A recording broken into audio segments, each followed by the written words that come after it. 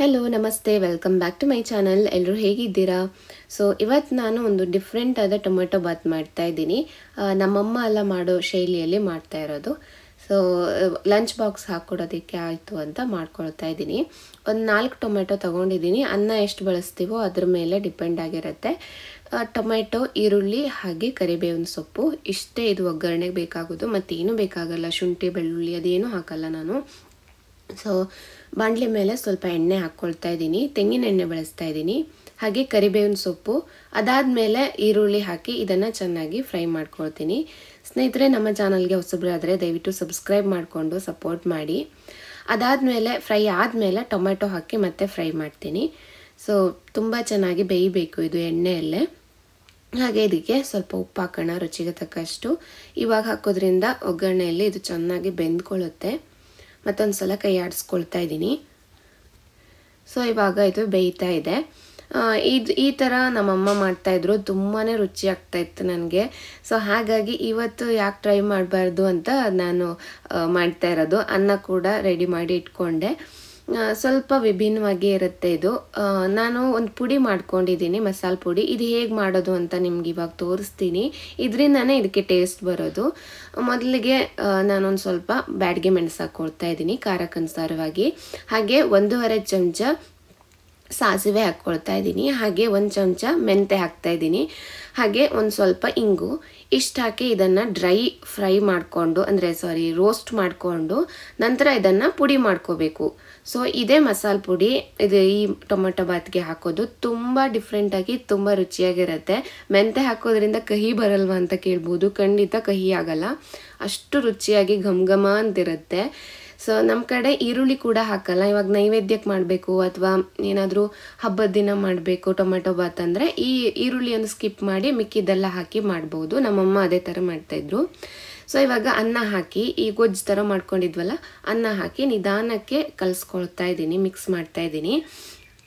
So ನಂತರ ಇದಕ್ಕೆ ಒಂದು ಸ್ವಲ್ಪ ಕೊತ್ತಂಬರಿ ಸೊಪ್ಪು ಹಾಗೆ ಉಪ್ಪು ನೋಡಿಕೊಂಡು ಹಾಕ್ಕೋಬೇಕು. ನಾನು ಆಲ್ರೆಡಿ ಹಾಕಿದ್ದೆ ಅಲ್ವಾ, ಒಂದು ಸ್ವಲ್ಪ ಸಕ್ಕರೆ ಹಾಕಿದ್ದೀನಿ. ಇಷ್ಟು ಹಾಕ್ಬಿಟ್ರೆ ಈ ಒಂದು ಡಿಫ್ರೆಂಟ್ ಆದ ಟೊಮೆಟೊ ಬಾತು ರೆಡಿ ಆಯಿತು. ಇದಕ್ಕೆ ಮತ್ತೇನು ಬೇಕಾಗಲ್ಲ, ತುಂಬ ಸಿಂಪಲ್ ಆಗಿರುತ್ತೆ ಆ್ಯಂಡ್ ಟೇಸ್ಟಿಯಾಗಿರುತ್ತೆ. ಈ ಥರ ಯಾರಾದರೂ ಮಾಡ್ತೀರಾ ನಿಮ್ಮ ಮನೆಯಲ್ಲಿ ಅಂತ ನನಗೆ ಕಮೆಂಟ್ ಮಾಡಿ. ನನಗೆ ನಮ್ಮಮ್ಮ ಕಲಿಸಿದ್ದಿದ್ದು, ಅವ್ರು ಯಾವಾಗಲೂ ಇದೇ ಥರ ಮಾಡ್ತಾಯಿದ್ರು ಟೊಮೆಟೊ ಬಾತ್ ಅಂದರೆ. ನನಗೆ ಈ ಥರ ಟೊಮೆಟೊ ಬಾತೇ ತುಂಬ ಇಷ್ಟ ಆಗುತ್ತೆ. ಸೊ ಅದಕ್ಕೋಸ್ಕರ ಹೇಳಿದೆ. ಹಾಗೆ ಮಗುವಿನ ಸ್ಕಿನ್ ಕೇರ್ ಬಗ್ಗೆ ತುಂಬ ಜನ ಕೇಳ್ತಾ ಇರ್ತಾರೆ. ನಾನು ಮಗುಗೆ ಮಾಮಾಅರ್ತ್ ಪ್ರಾಡಕ್ಟ್ಗಳನ್ನೇ ಬಳಸ್ತೀನಿ. ಇವಾಗ ನಾನು Mamaearth baby milky soft head to toe wash ಬಳಸ್ತಾ ಇದ್ದೀನಿ. ಇದು 2 in 1. ನಾವು ಶಾಂಪೂ ಥರನೂ ಬಳಸ್ಬೋದು, ಬಾಡಿಗೂ ಕೂಡ ಬಳಸ್ಬೋದು. ಇದರಲ್ಲಿರುವ ಮೇನ್ ಇಂಗ್ರೀಡಿಯೆಂಟ್ಸ್ ಅಂದರೆ ಓಟ್ಸ್, ಮಿಲ್ಕ್, ಕ್ಯಾಲೆಂಡುಲಾ. ಸೊ ಮಗುವಿನ ಸ್ಕಿನ್ನನ್ನು ತುಂಬ ಚೆನ್ನಾಗಿ ಮಾಯ್ಶ್ಚರೈಸ್ ಮಾಡುತ್ತೆ. ಹಾಗೆ ಮಗುವಿನ ಹೇರನ್ನು ಕೂಡ ಸಾಫ್ಟ್ ಮಾಡಿ ಸ್ಕಾಲ್ಪ್ಗೆ ಒಳ್ಳೆ ನರಿಶ್ಮೆಂಟ್ ಕೊಡುತ್ತೆ. ಹಾಗೆ ಇದು ಟಿಯರ್ ಫ್ರೀ ಫಾರ್ಮುಲಾ ಮತ್ತು ಸರ್ಟಿಫೈಡ್ ಟಾಕ್ಸಿನ್ ಫ್ರೀ ಆಗಿದೆ. ಎಲ್ಲ ನ್ಯಾಚುರಲ್ ಇಂಗ್ರೀಡಿಯೆಂಟ್ ಅನ್ನ ಬಳಸಿರ್ತಾರೆ. ಸ್ನಾನ ಆದಮೇಲೆ ಇವಾಗ ನಾನು ಮಾಯ್ಶ್ಚರೈಸಿಂಗ್ ಕ್ರೀಮನ್ನು ಹಚ್ತಾ ಇದ್ದೀನಿ. ಇದು ಕೂಡ ತುಂಬಾ ಇಂಪಾರ್ಟೆಂಟು. ಇಲ್ಲಿ ನಾನು ಮಾಮಾಅರ್ತ್ ಬೇಬಿ ರಿಚ್ ಮಾಯ್ಶ್ಚರೈಸಿಂಗ್ ಕ್ರೀಮನ್ನು ಹಚ್ತಾ ಇದ್ದೀನಿ. ಇದರಲ್ಲಿರುವ ಮೇನ್ ಇಂಗ್ರೀಡಿಯೆಂಟ್ ಅಂದರೆ ಆಲ್ಮಂಡ್ ಆಯಿಲ್ ಮತ್ತು ಶಿಯಾ ಬಟರ್. ಸೊ ಮಗುವಿನ ಸ್ಕಿನ್ನನ್ನು ತುಂಬ ಚೆನ್ನಾಗಿ ಮಾಯ್ಶ್ಚರೈಸ್ ಮಾಡುತ್ತೆ.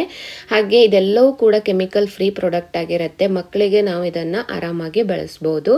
ಹಾಗೆ ಮಾಮಾಅರ್ತಿನ ಪ್ರಾಡಕ್ಟ್ಗಳೆಲ್ಲವೂ ಕೂಡ Amazon, Flipkart, Nykaa, purple, first CRY ಅಷ್ಟೇ ಅಲ್ಲದೆ ಮಾಮಾಅರ್ತ್ ಅಫಿಷಿಯಲ್ ವೆಬ್ಸೈಟ್ ಮತ್ತು ಆ್ಯಪಲ್ಲೂ ಕೂಡ ಸಿಗುತ್ತೆ.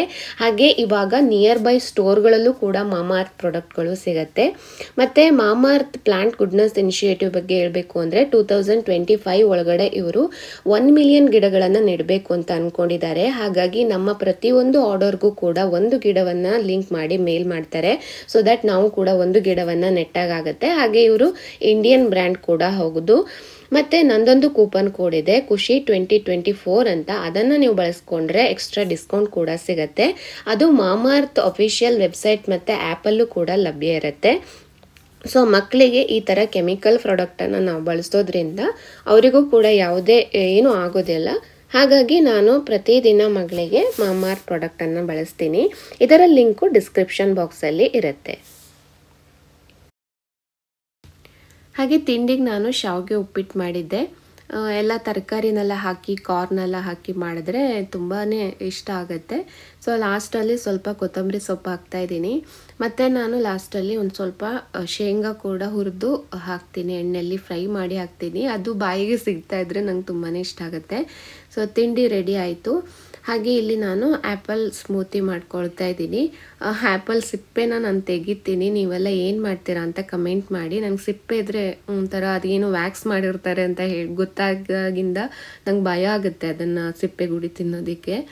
ಸೊ ನಾನು ಸಿಪ್ಪೆ ತೆಗೆದು ಹೋಲ್ಡ್ ಮಾಡಿ ಹಾಕಿ ಸ್ವಲ್ಪ ಹಾಲು ಹಾಕಿ, ಸಕ್ಕರೆ ಏನೂ ಹಾಕಿಲ್ಲ, ಒಂದು ಸ್ವಲ್ಪ ಒಣ ದ್ರಾಕ್ಷಿ ಹಾಕಿದ್ದೀನಿ. ಅಷ್ಟು ಹಾಕಿ ಇವಾಗ ಇದು ಮಾಡಿಕೊಂಡೆ. ಹಾಗೆ ಬ್ಲೆಂಡರ್ ಯಾವುದು ಅಂತ ಕೇಳ್ತಾಯಿದ್ರು. ನಾನು ಆಗಲೇ ತೋರಿಸ್ದೆ ನೋಡಿ, ವಂಡರ್ ಚೆಫ್ ಅವ್ರದ್ದು. ಸೊ ಎಷ್ಟು ಒಂದು ಫುಲ್ ಈ ಥರ ಮಗ್ಗಾಗುವಷ್ಟು ಕುಡಿದ್ಬಿಟ್ರೆ ಹೊಟ್ಟೆ ಫುಲ್ ಆಗುತ್ತೆ. ಮತ್ತು ಒಂದು ಸಲ ಏನು ಜಾಸ್ತಿ ದೋಸೆ ಅಥವಾ ಬೆಳಿಗ್ಗೆ ತಿಂಡಿ ತಿನ್ನಬೇಕು ಅಂತ ಅನಿಸಲ್ಲ. ಬಟ್ ಸ್ವಲ್ಪ ತಿಂಡಿ ಕೂಡ ತಿಂತೀನಿ ನಾನು. ಸೊ ಇದು ನಮ್ಮ ವೆಯ್ಟ್ ಮೇಂಟೈನ್ ಮಾಡೋದಕ್ಕೆ ತುಂಬಾ ಹೆಲ್ಪ್ ಮಾಡುತ್ತೆ. ಹಾಗೆ ಇವ್ರಿಗೆ ತಿಂಡಿ ಹಾಕಿಕೊಟ್ಟಿದ್ದೀನಿ.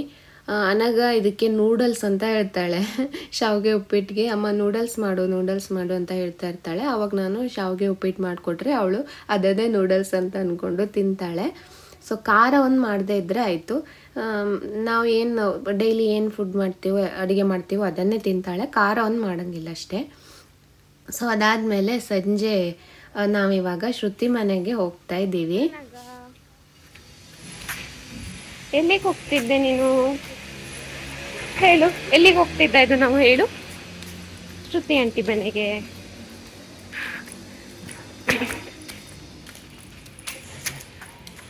ಶ್ರುತಿ ಅವ್ರ ಮನೆಗೆ ಹೋಗ್ತಾ ಇದ್ದೀವಿ. ನನಗ ಶ್ರುತಿ ಆಂಟಿ ಮನೆಗೆ ಹೋಗೋಣ ಅಂತ ತುಂಬ ಹೇಳ್ತಾ ಇದ್ಲು. ಸರಿ ಕರ್ಕೊಂಡು ಹೋಗೋಣ ಅಂತ ಮಧ್ಯಾಹ್ನ ಮೇಲೆ ಹೊರಟಿದ್ದೀವಿ. ಸಂಜೆ ಆಗ್ತಾ ಬಂತು. ನಿಧಾನ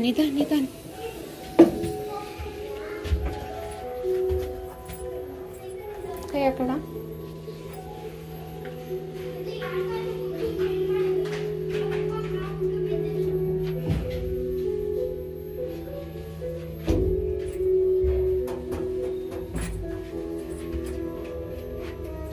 ಮಾಡ್ತಿದ್ದೆ.